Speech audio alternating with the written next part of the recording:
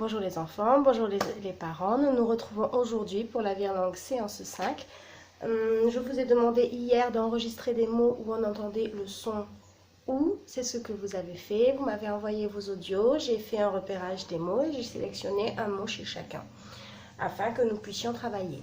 Donc il vous faudra un petit peu de matériel, une feuille de papier et un crayon ou une ardoise et une craie afin d'encoder les mots que vous m'avez donnés où on entendait donc le son OU. Tout d'abord, avant de commencer cette activité, nous allons nous rappeler ce que nous avons appris depuis le début de cette Virlangue. Déjà, nous allons la reprononcer, elle est ici. Si souris, souci, lit, souris, sans souci. Voici le son que nous avons travaillé cette semaine. C'est le son OU, composé du O et du U, qui font OU.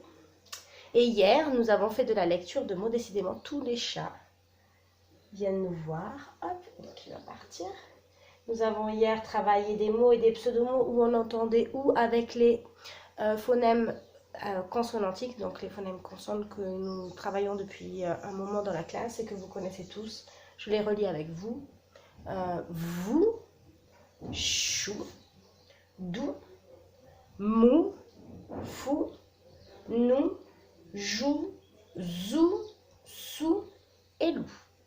Aujourd'hui, on va écrire plusieurs mots. La première chose que nous allons faire, c'est trouver les définitions des mots ensemble et ensuite nous allons les écrire en les encodant, donc en écoutant les sons. Donc le premier mot, c'est le mot ours. Le mot ours, l'ours est un animal. Excusez-moi, j'ai été perturbée par un message. Le mot ours, c'est un animal qui vit dans la forêt. L'ours brun, l'ours blanc qui vit au contraire au pôle Nord. Voilà, donc on va écouter les sons de ce mot ours. Donc vous prenez votre papier, votre crayon. Moi j'attrape une craie. La voici, mon ardoise que voilà. Et je vais essayer d'écrire le mot ours. On y va. Qu'est-ce qu'on entend dans ours? Le premier phonème qu'on entend, c'est le OU.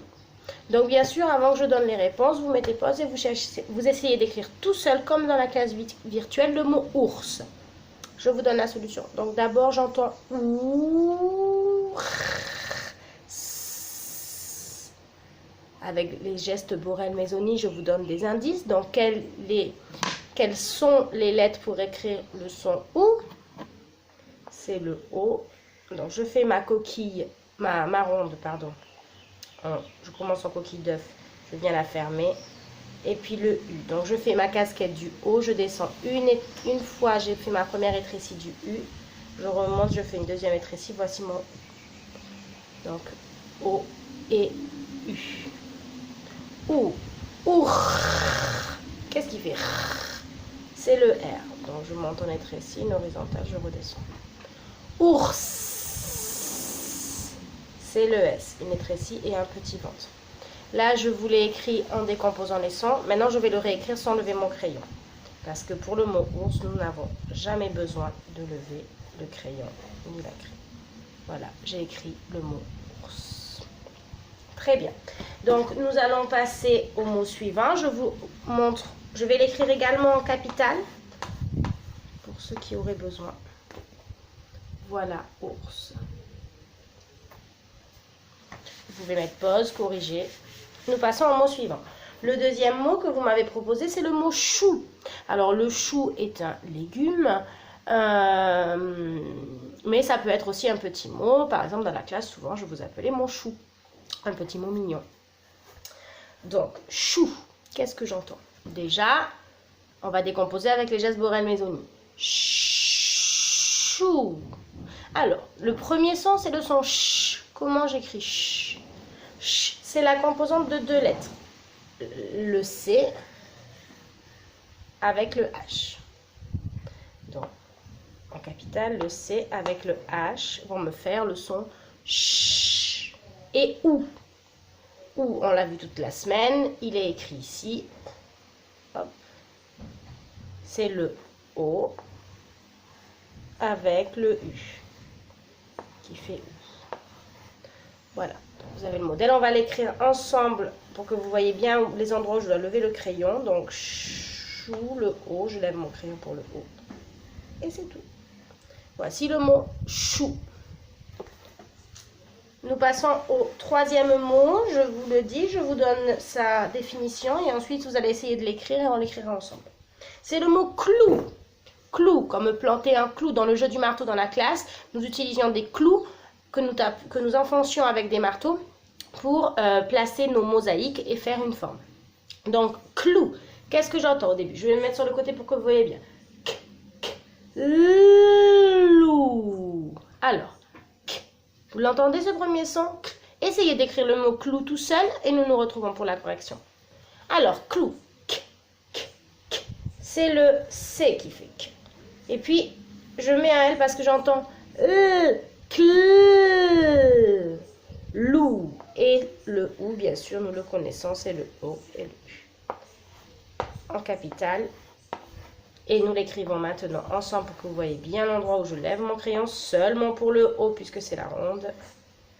Voici le mot clou. Très bien, nous passons au quatrième mot.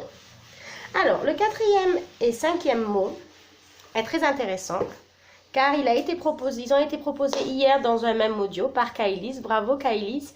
Et ça me permet de rebondir dessus car c'est un des items de l'évaluation que vous aurez à la rentrée de CP. Donc, le premier mot, c'est le mot coudre. Et le deuxième mot, c'est le mot coude. Déjà, intéressons-nous au mot coudre. Qu'est-ce que ça veut dire, coudre? Par exemple, je peux coudre un bouton sur ma chemise. Je peux coudre un masque en ce moment pour me protéger du coronavirus. Je vais coudre avec un fil et une aiguille. Je vais coudre avec une machine à coudre pour fabriquer des vêtements. La couture vient du mot coudre. C'est l'art de coudre la couture, l'art de réaliser des vêtements en les cousant. Vous vous rappelez, nous avions vu une virelangue, il me semble que c'était avec Z, Zazie causait avec sa cousine en cousant. Voilà, donc le mot coudre est l'acte de faire de la couture. Donc vous devez bien expliquer ça à votre maman pour que vous puissiez bien comprendre la définition et observer dans la maison des objets que l'on aurait pu coudre, qui ont été cousus pour les fabriquer. Ça, c'est le mot numéro 4. Et le mot numéro 5, c'est le mot coude. Donc, vous avez vu, dans coudre, il y a un son de plus que dans coude. Alors, coude, qu'est-ce que c'est un coude? J'en ai deux, moi, des coudes. C'est quoi ça? C'est ça, le coude. Le coude est une partie du corps. C'est une articulation. Nous la connaissons. Puisque quand nous faisons du yoga, nous avons touché et manipulé toutes nos articulations. Donc, le mot coude est une partie du corps. Et maintenant, nous allons essayer d'écrire le mot coude. Justement, on va commencer avec celui-là. Coude, qu'est-ce que j'entends? K, ou, d. Alors, je vous laisse écrire tout seul et on fait la correction ensemble. Alors, k, qu'est-ce qui fait que? Ici, c'est le C. Cou. Donc, le OU, je vais avoir à nouveau mon O et mon U. Coude. Eh bien, je vais avoir mon D qui fait D. Voilà. Donc là, est-ce que j'ai écrit le mot coude? Non, j'ai écrit le mot cou. Pour que j'entende le D, pour qu'il ne soit pas muet, qu'est-ce qu'il faut que je fasse? Tu le sais, nous l'avons vu en classe. Je l'enlève, il n'est plus muet si je rajoute une lettre. Et oui, tu as raison, c'est le E. Donc ici, j'ai bien écrit le mot coude. Très bien. Voici le mot coude. Quand tu auras fini, tu pourras dessiner les arceaux sous chaque mot pour dire et dénombrer le nombre de syllabes. Tu peux faire des arceaux ou des points. Donc, je l'ai écrit avec vous en cursive. On va l'écrire en capitale pour ceux qui pourraient avoir besoin. Oh là là, mais qu'est-ce qui m'arrive? J'écris très très mal. Voilà. Et donc, on le réécrit ensemble en cursive. Il faut voir les endroits où on va lever le crayon ou la craie. Donc, la coquille d'œuf du C. Je lève mon crayon pour le O. Je fais mes deux étrécis pour le U. Je lève à nouveau mon crayon pour le D, je ferme avec une grande étrécie ma petite boucle. Voici le mot coude. Vous pouvez mettre pause et recommencer si besoin. Maintenant, nous allons voir ensemble le dernier mot qui est le mot coudre. Vous savez, l'art de la couture, nous en avons parlé tout à l'heure. Coudre. K, ou, d, r. Alors, comme tout à l'heure, on entend K. C'est aussi le C. Donc en fait, c'est la même première syllabe que le mot coude. Le mot coudre. Cou. Donc c'est le O avec le U. Dr.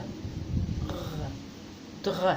Alors, c'est le D qui fait dr, de. Et ensuite, je vais avoir R. C'est le R de Roliane.